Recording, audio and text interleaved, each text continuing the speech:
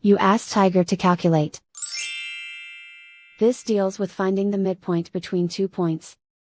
The midpoint between the 2 points is 3.5, -10. Let's solve it step by step.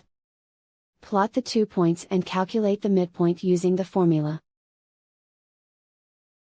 The coordinates of point 1 are, x1 equals -22, y1 equals 71.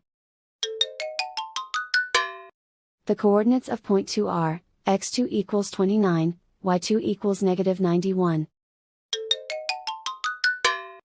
PM represents the midpoint of the 2 points.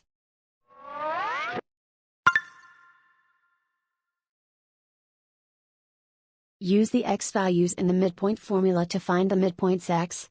x1 equals -22.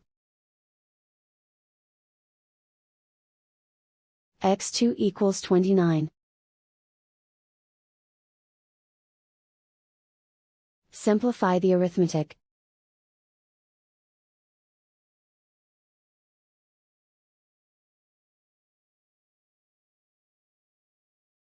Use the y values in the midpoint formula to find the midpoints y. y1 equals 71. y2 equals -91. Simplify the arithmetic.